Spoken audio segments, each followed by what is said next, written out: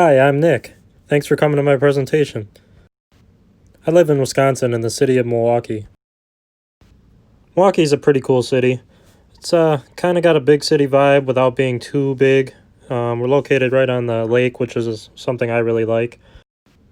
I work for Founders 3. It's a property management company for commercial and residential clients. At Founders 3, I take on the role of a facility manager for 2 Class B office buildings in West Dallas. I take care of everything mechanical and tenant related with the buildings. Eventually, I want to work my way up to be a project manager at a big construction company and work on larger projects. And that's really what got me going back to school with ASU for a bachelor's in project management. So this class was actually my first class back to school. And the question is there, well, what did I learn, or what did I gain from this? So we learned about the 2 behaviors, the 2 approaches. Task, which is more about deadlines, goals, number-based, results-based. And then the relationship behavior or approach, which is more based in, relationships or bonding with coworkers. So over the course of the semester, we took a lot of assessments, and we learned a lot about ourselves, whether we liked it or not. We were introduced to the 3 leadership styles: authoritarian, democratic, and laissez-faire. So I was a mix of 2 styles: the authoritarian style, where the leader kind of speaks at the employee and expects the employee to listen. Authoritarian leaders are in charge. They give orders. Their teams or their coworkers have less autonomy over their roles. The teams are productive but not creative, and they're more related to that task behavior that we talked about earlier. The other style I was democratic, and that's where the leader is listening to the employee.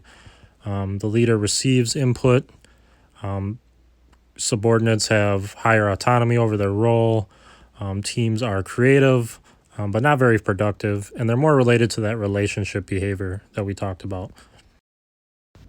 So my assessments told me I was a mix of those 2 styles, and that really makes sense to me because my job is based in tasks, but it also lends itself to building relationships with vendors or subcontractors or even tenants. So I need a healthy mix of those 2 styles or behaviors. So my task behaviors have gotten me this far in my career, and I think to go to the next step or take it that much further, I'm going to have to focus on my relationship behaviors. So we learned about outgroups and how team members can feel like an outsider due to norms or personalities or even personal goals. So in a leadership role, it's going to be very important to mentor those people in the outgroups and make them feel like they belong and that they're comfortable contributing. And mentorship doesn't mean change. The outgroup members are valuable for being different.